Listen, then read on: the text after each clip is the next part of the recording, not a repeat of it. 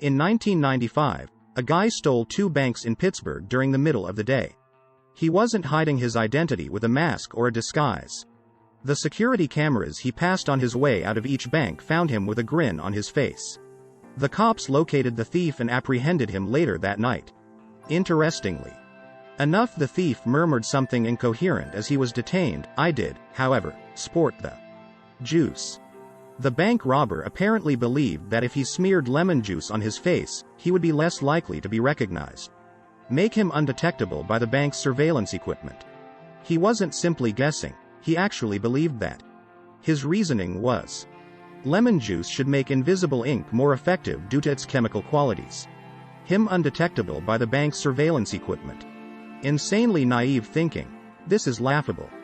But interestingly, even when authorities showed him the surveillance evidence of his heist, he still didn't admit guilt.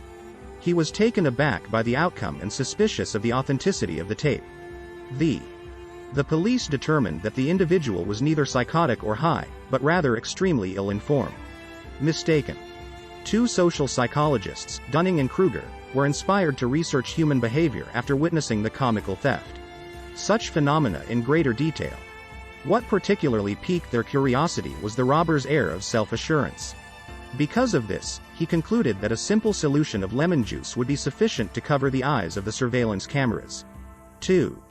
Lab. To look into this, they tested a sample of undergraduates on a categorizations, their wit, their logic, and their attention to grammar. They informed the students of their exam results and then had them provide an overall assessment of score and their standing amongst their fellow pupils. After this, Dunning and the discovery Kruger made was really interesting. Research revealed that pupils who performed poorly in always thought they were better than they actually were at these mental exercises. Indeed, by a substantial margin. They were surprised to see that their score was among the lowest possible. So not.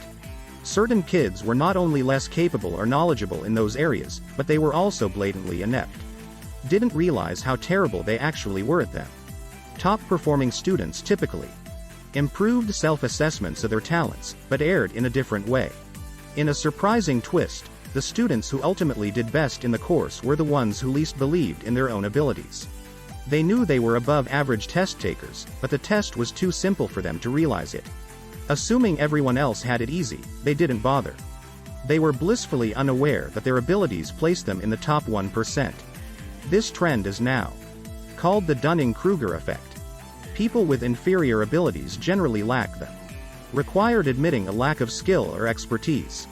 Because of a lack of insight into their own limitations, they often overestimate their skills. That much is obvious. The point I'm making in this graph. Extreme self-assurance comes from knowing very little, despite this. Yet that assurance erodes when one acquires more information about the subject at hand. Once you start to exhibit above-average competence, and only then, can you feel confident in your abilities.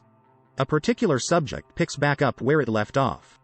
This, contrary to common assumption, is not confined to when it comes to mental work.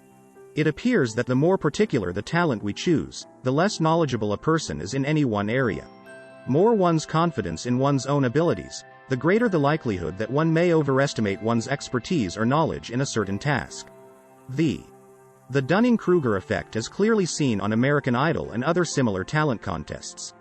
Audition pools often have a wide range of vocal quality. Those who aren't good at it virtually never acknowledge that they're not good.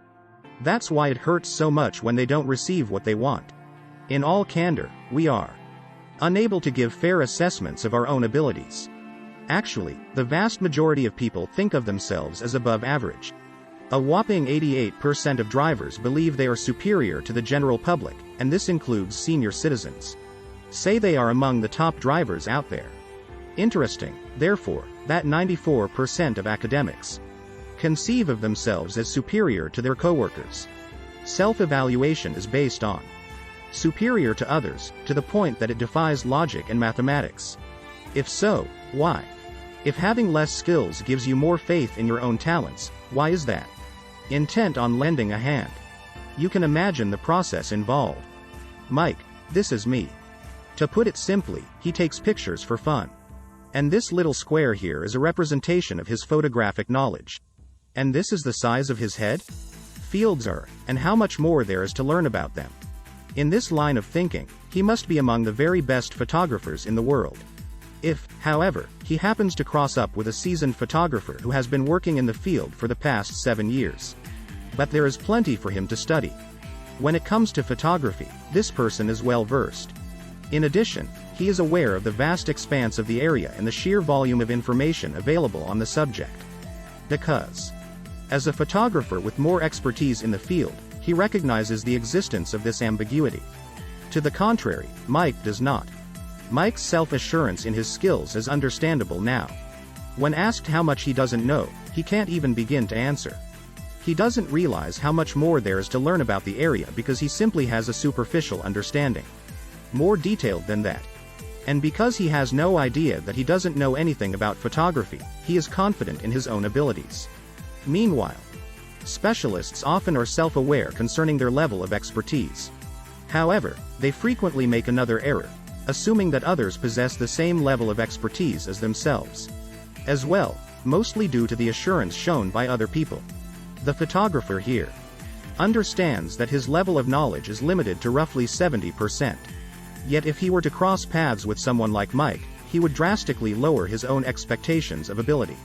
90% is more preferable than 70. After all, the Dunning-Kruger effect is real, and it affects all of us. But what safeguards can we put in place to ensure that we don't become victims? The correct response is that you should make it a priority to learn as much as you can. After all, you can't possibly be expected to know everything. Having the fixed belief that you are always correct is a clear indication of stupidity. People's perceptions appear to expand in tandem with their knowledge. How naive they are, in light of the facts.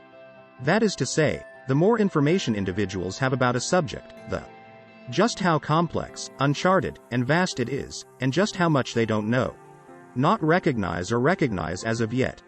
A fascinating paradox is that the more we learn about something, the more we realize we still don't understand it. However, those who only scratch the surface of their interests will never realize how much more they need to study. Experimental evidence from the Dunning-Kruger effect suggests that low-ability participants can significantly raise their performance levels. Successfully predict exam outcomes with little preparation. Having a more experienced person demonstrate what you still need to master might be quite beneficial. So, look more closely the next time you're sure you know a lot about anything. You may be a victim of the Dunning-Kruger effect and overestimate your own knowledge of the subject. It's possible your ignorance is blinding you to the truth. If you find this video to be helpful, please leave a comment below, click the like button, and share it with your friends. Don't forget to subscribe, and be sure to hit the notification bell.